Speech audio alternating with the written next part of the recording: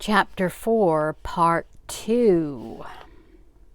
"And so," said Mrs. Piggle-Wiggle to all of her animals that evening after she had finished milking, "you can see that Phoebe is a very timid child, and I shall depend on you all to be as gentle and tame as possible while she is here. That includes you too, Fanny," she said, leaning over the trowel and poking her with a corn cob. "So wake up and listen." "Ho-hum," said Fanny, heaving to her feet and sending 3 of her piglets flying into the corner, where they landed in a squealing heap. "I mean it," said Mrs. Piggle-Wiggle. "If I hear so much as one growl out of you, Fanny, I'll put you on a reducing diet of sawdust and hot water." Sticking out her lower lip and closing her eyes sulkily, Fanny began snuffling around in her trowel, hoping for a few forgotten crumbs or curds of milk. All she got was a sliver in her snout and a bite on the leg from Armour, who was one of the piglets she had knocked into the corner. Feeling very sorry for herself and muttering about what bores visiting children were, she settled down again and went to sleep. Mrs. Piggle-Wiggle checked the latch on her pen. Then she, Lightfoot, and Wag started up to the house. They were just under the willow tree when Penelope, with a terrible scream, came hurtling down right on top of them. Mrs. Piggle-Wiggle was so frightened she dropped the basket of eggs and broke 5. Wag was so scared he snapped at Lightfoot, and Lightfoot was so surprised she scratched Mrs. Piggle-Wiggle. "Ho, ho, ho! Scared you that time, didn't I?" said Penelope, laughing. "You certainly did," said Mrs. Piggle-Wiggle, "and I don't find it very funny, especially since I broke 5 eggs. "Chickens will lay more," said Penelope. "Dumb old chickens can't do anything but lay eggs. Cackle and lay eggs, that's all chickens are good for. Dumb old chickens can't even talk." "And that's a blessing," said Mrs. Piggle-Wiggle crossly. "Now, Penelope, I'm having Phoebe Jackstraw out to visit for a while. She's a very timid child, and while she's here I do not want you to play any of your scary tricks. I don't want any of that scaring you did tonight. I don't want you to scream like a chicken hawk or hoot like Pulitzer or scream like an eagle. I want you to help Phoebe get over her Fraidy-Catness." "I don't know why they call it Fraidy-Cat," Penelope said. "I don't have much use for cats, but they are certainly not afraid." "Prrr," said Lightfoot in assent. "I don't know where the expression originated," Mrs. Piggle-Wiggle said, "but it has been in use for a long time. Now let's hurry and get supper. Phoebe will be here early tomorrow, and I want everything nice and tidy." Phoebe was at her worst the next morning. She was afraid to have her mother drive. She was afraid her daddy didn't know the way. She was afraid she had forgotten something. She was afraid Mrs. Piggle-Wiggle didn't really want her. When they drove up in front of the farmhouse, Wag was lying quietly on the porch. Lightfoot was curled up on the swing, and Penelope was in her cage eating sunflower seeds. But Phoebe wouldn't get out of the car. "I'm afraid," she wailed to her daddy. "Look at all those vicious animals. They'll bite me." "Oh, what a ninny," said Penelope softly to Wag. "She wouldn't even be fun to scare. She'd probably have a fit or faint dead away." "Please, Phoebe dear," Mr. Jackstraw was pleading. "If you are afraid of the animals, Daddy'll carry you." Mrs. Piggle-Wiggle said, "Nobody is going to carry a 10-year-old girl into my house. Phoebe, get right out of the car and don't forget your suitcase." "All right," said Phoebe meekly. "Now," said Mrs. Piggle-Wiggle to Mr. Jackstraw, "you can run along, Mr. Jackstraw. Phoebe will be just fine." But Phoebe threw her arms around her daddy's neck and shrieked, "Don't leave me, Daddy! Don't leave me! I'm afraid!" Mrs. Piggle-Wiggle went over and whispered to Penelope. Penelope jumped down to the railing of the porch and said, "Phoebe Jackstraw, you stop that nonsense right this minute." Phoebe turned around, saw the green parrot, and said, "Oh, Daddy, look, a parrot, and she can talk." "Why don't you shriek and be afraid of me?" said Penelope. "I don't know," said Phoebe. "Perhaps it is because you can talk." "Well, it's a relief to know that there is something you're not afraid of anyway," said Penelope, "even if it has to be me. What in the world ever made you such a ninny, girl?" "I don't know," said Phoebe. "I'm just afraid of everything." "Well," said Penelope, "then you'd better live in a cage as I used to. Nothing can get in and you can't get out, and you're safe. Everything the same every day. No new experiences, no excitement. You might as well be dead." "How did you get out of your cage?" asked Phoebe. "Mrs. Piggle-Wiggle bought me," Penelope said. "The minute she got me out of the pet shop, Mrs. Piggle-Wiggle opened the cage door, and I rode home on her shoulder. 'Now here's a woman with sense,' I said. 'Well, let's not stand here talking all day. Say goodbye to your daddy. He's got to go to work.'" "Goodbye, Daddy," said Phoebe, as calm as a dish of junket. I don't know what junket is, but I guess it's calm. "Goodbye, Chickabiddy," said her daddy, relieved and surprised. "Call me when you're ready to come home." "I'll call," said Mrs. Piggle-Wiggle. "Goodbye. Have a nice day." "Now," said Mrs. Piggle-Wiggle when the car had gone, "let's go up and put your clothes away. I've given you the small guest room that's right next to my bedroom." Phoebe's bedroom was very cozy, with a sloping ceiling, a high 4-poster bed that had a little ladder to climb into it, and a window that looked right into the walnut tree. "Oh, what a darling room," said Phoebe, looking around quickly to see where the light was. There wasn't any. On the bedside table was a candle. "Do you use candles?" she asked. "Oh my, yes," said Mrs. Piggle-Wiggle. "Candles and kerosene lamps. When things get better and I sell my apples and walnuts, I may buy a light plant." "Candles make awfully funny shadows," said Phoebe, "like witches and goblins." "Not like witches and goblins," said Mrs. Piggle-Wiggle, "like bunnies and fairies and elves. I can make very good shadow pictures. I'll show you how tonight. Now, while you put your clothes away, I'm going down in the cellar and get some apples. I thought we'd have applesauce and gingerbread for dessert." Phoebe carefully laid her clean underclothes and socks and t-shirts in the drawers of the bureau. Then she took her Sunday dress and her coat and started toward the closet. The closet was large and dark. It was under the eaves. Phoebe opened the door and peeked in. Taylor and Filbert, the gray squirrels, who had a secret walnut store in the far corner, thinking she was Mrs. Piggle-Wiggle, shouted at her, "Chucka, chucka, chucka!" "Oh, my! Oh, goodness!" squealed Phoebe, slamming the door. "Rats! Big gray rats! Wait till I tell Mrs. Piggle-Wiggle." Throwing her dress and coat on the bed, she ran downstairs, calling, "Mrs. Piggle-Wiggle, Mrs. Piggle-Wiggle, come here quickly. There are rats in my closet." There was no answer, and the kitchen was empty. Phoebe went out on the back porch. "Mrs. Piggle-Wiggle," she shouted. There was no answer. "Oh dear," said Phoebe. "She's gone away and left me. What will I do?" Penelope said, "She has not gone away and left you. I've been here all the time, and she hasn't crossed this porch."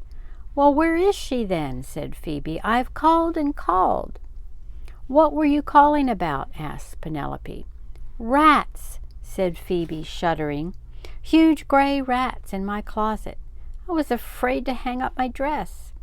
"I'll go up and take a look," said Penelope. "Come along." "Oh, you go," said Phoebe. "I'm scared to death of rats." "You're scared to death of everything," said Penelope, "so come along and show me where you saw the rats." "Oh, all right," said Phoebe. "Do you want to ride on my shoulder?" "Heavens, no," said Penelope. "I can't abide nervous, jumpy people. I'll walk." When Phoebe opened the closet door, Taylor and Filbert said, "Chucka, chucka, chucka." Phoebe screamed, and Penelope said, "You ninny, those are squirrels. Come here, Taylor and Filbert. Come and show yourselves to this silly girl." Rolling walnuts ahead of them, Taylor and Filbert came over into the light of the doorway. Phoebe said, "Oh, they are squirrels. Will they bite me?" "Of course not," said Penelope. "Squirrels aren't carnivorous. Thanks, boys," she said to the squirrels, who sat back expectantly. "She just wanted to see you." "Now," she said to Phoebe, "hang up your dress and your coat." Trembling a little, Phoebe did so. Taylor and Filbert watched her, and as soon as she shut the closet door, they went through her coat pockets, took 2 pieces of saltwater taffy and a stick of double-mint gum, and hid them under the walnuts. When they got downstairs, and Mrs. Piggle-Wiggle still wasn't there, Penelope suggested that they go down to the barn and look for her. "Are there animals in the barn?" Phoebe asked fearfully. "Naturally," said Penelope. "Do you think there'd be Eskimos?" "Oh, are there Eskimos around here?" said Phoebe, shivering. "No, but Eskimos are very nice people," said Penelope. "Now come on." They walked down to the watering trowel. Evelyn and Warren and the goslings, and Millard and Martha and the ducklings were swimming around in the pond. Of course, the minute he saw Phoebe, Warren began to hiss and stretch his neck and flap his wings. And of course Phoebe screamed and ran back to the house. "Oh, Warren, for heaven's sake," Penelope said. "That girl's only a visitor and wouldn't harm your goslings. Anyway, have you forgotten what Mrs. Piggle-Wiggle told us the other night?" "What?" said Warren. What?" asked Willard and Martha. "She told us that this girl Phoebe is very timid, and while she is here we are to all be as gentle as possible. Now get back in the pond and hush up. I'll go up to the house and coax her down here again." So the ducks and the geese got back in the pond, and Penelope flew up to the porch and talked Phoebe into coming down to the barn. This time, when they went past the watering trowel, all the ducks and geese sailed around and around, smiling at Phoebe and making little ripples in the water. In the barn there was a great deal of stamping and snorting from Trotsky's stall. "Oh, heavens, what is that dreadful noise?" said Phoebe, clutching at the ladder to the loft. "That is Trotsky the horse," said Penelope, "and a gentler, more faithful animal never lived. Let's go in and see him." "Oh, no," said Phoebe, "horses are too big." "Well, go up in the loft and look down the hay chute at him," said Penelope. "Oh, I couldn't," said Phoebe. "I'm afraid of ladders." "Then," said Penelope, sighing, "come around here to the front of his stall. He can't possibly get out, and you will have his feed box between you." So Phoebe timidly crept around to the front of Trotsky's stall, and Trotsky nodded his head, smiled at her, and put his nose down to be stroked. Instead of stroking his nose, Phoebe jumped as if he had bitten her. Get back, she shrieked. Trotsky looked at Penelope in a very bewildered way. Penelope said, "You'll just have to excuse her, Trotsky. She's more timid than a wild rabbit. Say, how come you're all saddled and bridled?" Trotsky shrugged his shoulders. "Come on, Phoebe," Penelope said. "I'll show you Fanny and the piglets." Clematis and the lambs, Heather and Arbutus, the bunnies and the chickens, the turkeys and their poults, and Georgette, Layette, and Paulette and their baby chicks. I can tell right now that you won't want to see Pulitzer the owl, or Billy the bat, or Winston Toad. Fanny was fairly civil to Phoebe, and the piglets were darling. They squealed and played, and when Penelope pulled up the little door into Lester's pen, Armour and Swift came in and let Phoebe hold them and pat them. Heather was as timid and sweet-smelling as any little calf, and Phoebe hugged her around the neck and scratched her behind the ears. Clematis and the lambs wouldn't come up to the pasture fence, but Phoebe got to see them, and she thought Clematis had let herself go terribly, and the lambs were just like toys. Of course, Phoebe was scared to death of Tom and Tamara and jumped 10 feet in the air when Tom gobbled at her. She didn't mind the chickens so much, but her hands were so trembly. When she gathered the eggs, she cracked 3 on the edge of the nest. She liked the bunnies, but she was afraid of the old hens who were taking dust baths in the sunshine by the manure pile. "Well, that's that," said Penelope when the tour was over. "Now we'd better go up and ask Mrs. Piggle-Wiggle why Trotsky is saddled. It may be that she is going to teach you to ride." "Oh, no, please not that," said Phoebe, shivering. "I don't want to ride. I wouldn't know how to steer." "Even I can steer, Trotsky," said Penelope. "You just tell him where you want to go, and he goes. When you get there, he stops. If you want to stop before he does, you say, 'Whoa.' Now, isn't that easy?" "What if I fall off?" said Phoebe. "Why should you fall off?" said Penelope. "Anyway, you've got stirrups to put your feet in and the saddle horn to hold on to. Now let's get up to the house." When they got up to the house, they still didn't see Mrs. Piggle-Wiggle. She wasn't upstairs, she wasn't in the parlor, she wasn't in the kitchen. "Did she tell you where she was going?" asked Penelope. "No," said Phoebe. Yes, she did. She said she was going to the cellar to get some apples." "Well, maybe we'd better look in the cellar then," said Penelope. "The door's outside there, under the dining room window." One of the doors was open, but it was pretty dark down in the cellar, so Penelope sent Phoebe to the kitchen for a candle and some matches. Phoebe said that she was afraid of matches, but Penelope said, "Let's have none of that nonsense, girl. Strike a match and be quick about it. I'm worried about Mrs. Piggle-Wiggle." So Phoebe struck the match and lit the candle, and she and Penelope went into the cellar. They found Mrs. Piggle-Wiggle in the fruit closet with a barrel of apples on her foot. She was faint with pain, and her voice was just a whisper as she said, "You won't be able to move the apples, Phoebe. Get on Trotsky and ride as fast as you can over to Larson's and send Nels back to move this barrel.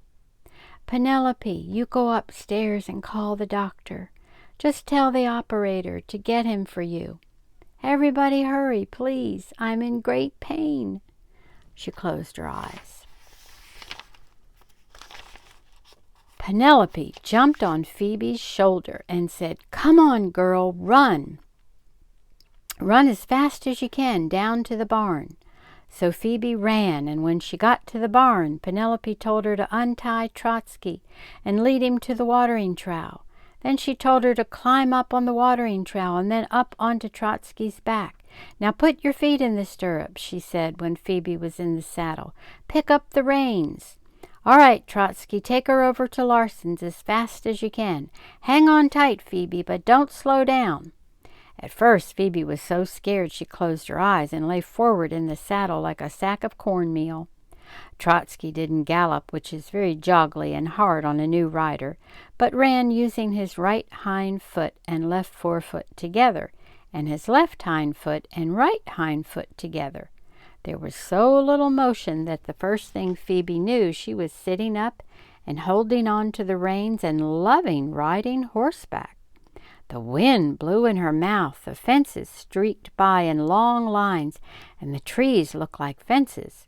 Then they were in the Larsons' lane, then in their barnyard, and Mr. Larson came running up from the tractor shed. "What's the matter?" he said. "I saw you clear over by the oat field. Who are you?" "I'm Phoebe Jackstraw," said Phoebe, "and Mrs. Piggle-Wiggle's hurt. A barrel of apples fell on her foot, and she can't get it off. She wants you quick." "Move up," said Nels, vaulting into the saddle behind her. "All right, Trotsky, go." He put one strong arm around Phoebe, and Trotsky galloped all the way home. Galloping was like being in a boat in a storm, Phoebe thought. Up and then slap down hard, up again and then slap down again. Phoebe loved it, but she was glad Nels held her on. When they got to the farm, Penelope was waiting on the porch. She said, "You certainly made good time. The doctor's on his way." She flew to Nell's shoulder. "The cellar's over this way," she said. "Phoebe, go in and build the kitchen fire, and put some water on to heat. You might make a pot of coffee while you're at it." She and Nels went around the house. Phoebe went into the kitchen. She had never made a fire in her life, and the only stove she had ever seen was her mother's electric range. She wished Penelope had stayed to help her. She opened the little door in the front of the stove. The firebox was black, no coals even. In the wood box there was some kindling, a newspaper in the rocking chair. Rumpling up the newspaper, Phoebe stuffed it in the stove and poked in some of the smallest pieces of kindling. Then she lit a match. To her amazement, the paper flared up and caught the kindling. When the kindling began to crackle, Phoebe poked in some bigger sticks. They soon caught and began to burn too. She was so proud she kept opening the little door and peering in at her fire. She almost forgot about the water. She lifted the kettle. It was empty. Carrying it to the back porch, she set it down in front of the pump and fearfully lifted the handle of the pump. There was a loud slurping sound like somebody getting the last drop out of an ice cream soda. With a frightened gasp, Phoebe dropped the pump handle. "My gosh, this thing is going to explode," she said to Wag, who was watching her. "I think I'd better go down by the pond." Barking, Wag jumped up and with both paws pulled down the pump handle. A small stream of water came out of the mouth of the pump into the tea kettle. "Is that the way you do it?" Phoebe asked Wag. Wag barked. So Phoebe gingerly lifted up the pump handle again. It made the same gurgling noise until she pushed down on it, and then a stream of water as big as her thumb came out. She pumped again, and more water came out, so she pumped until she had the kettle full. "Say, pumping's fun," she said to Wag as she lifted up the full kettle and put it on the stove. Her fire was going very well now, but she poked in wood until the firebox was clear full. Penelope came into the kitchen. "Did you get the fire going all right?" she asked. "See," said Phoebe, opening the firebox door. "Looks fine," said Penelope. "Did you open the draught?" "What's that?" asked Phoebe. "That little thing on the side," said Penelope. "See those little windows? Well, they should all be opened or closed. I forget which." "They're closed now, so I'll open them," said Phoebe. She did, and the fire roared. "This is fun," she told Penelope. "And I pumped water, too. Wag showed me how." "Fine, fine," said Penelope. "Now, what about coffee? How do you make that?" "I don't know," said Phoebe. "I don't even know where Mrs. Piggle-Wiggle keeps it." "It's in the pantry in a red can," said Penelope. "All you do is put some in the coffee pot, pour in some water, put in an eggshell, and let it boil." "But how much coffee and how much water do you use?" asked Phoebe. "Fill her up," said Penelope.